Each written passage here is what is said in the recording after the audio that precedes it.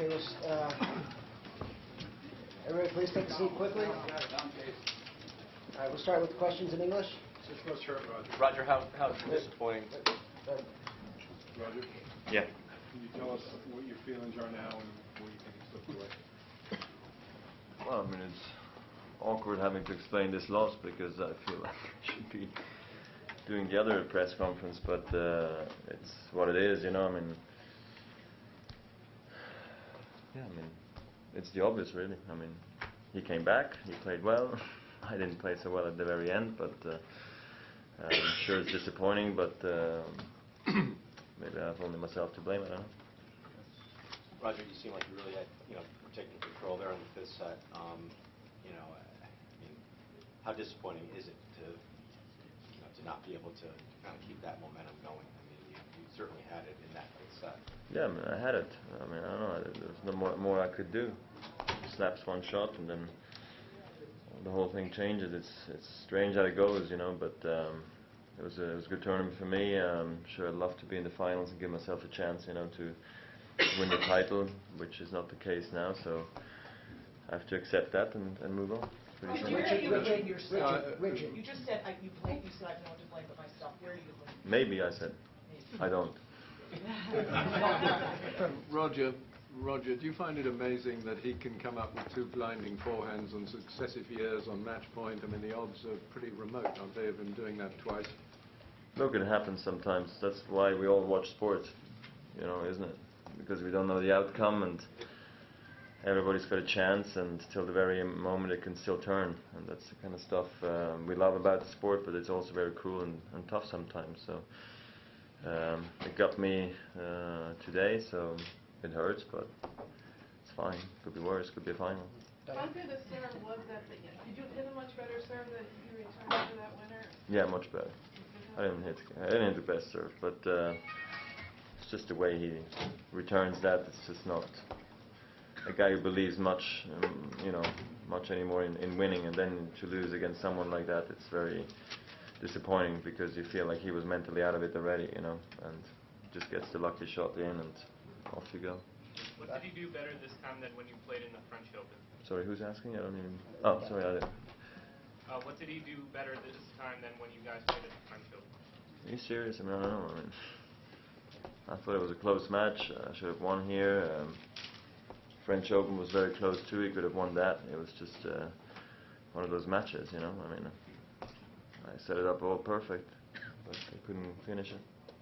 Roger, what did you see of Novak's reaction and playing to the crowd after he hit that forehand winner, and what were you thinking at that point?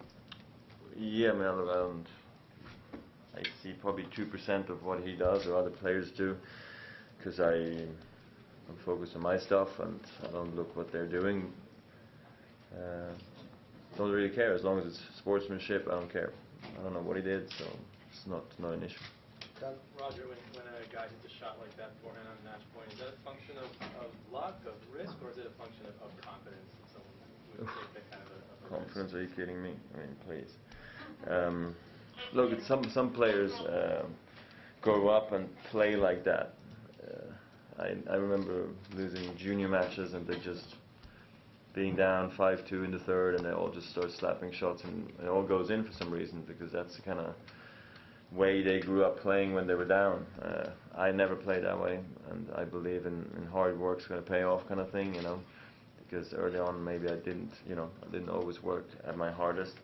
So for me, this is very hard to understand how you can play a shot like that on match point. But look, maybe he's been doing it for 20 years, so for him it was very normal. You got to ask him. One of the stories is going to be comparing this loss to the Southern loss in Wimbledon, both being up to 2 sets down. How do you react to that? Are you more frustrated with this one than the other one? Same thing. I mean, I felt like I played okay today and maybe better at Wimbledon. But then again, it's different surfaces, different opponents. Today I clearly felt like I should have never lost, where in Wimbledon it was, I don't know what to say, it was more out of my control, but it's a bit of reaction tennis on grass, and I was never up a break in the third, fourth or fifth at Wimbledon, which today I was, and I was one serve away really, so it's yeah, I mean, I get over these losses quickly. You were Wimbledon didn't get me down. You were utterly dominant until that first game of the third set, and then you made quite a few errors in that game. Kind of let him back in the match. Now, given how much longer it went and all the things that happened, how important or unimportant was that game? Well, I mean, you had to figure that Novak was going to get his teeth into the match at one stage, right? So, I mean, it's a pity that it happened then, because I think I had a couple of game points too. And so it hurts getting broken that way, you know, if, I don't know, it goes 15-40 and you never really have a chance to close it out.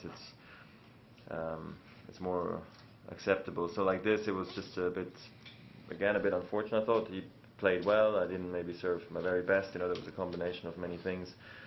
And then what he does really well this year, you know, I mean, he front runs really well, and he started playing great. And it was hard to counter his playing, and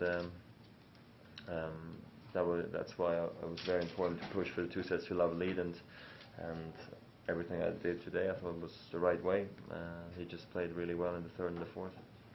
After the shot that everyone's talking about, a double match point, your next serve was right into his body, and he fought it off. I mean, that was a good serve, right? You were happy with it? It was better serve, but well, I don't know. I mean, who cares right now? I mean, yeah, maybe I get a bit unlucky with the neck court. Who knows? I mean, seriously, at this point, I don't care anymore.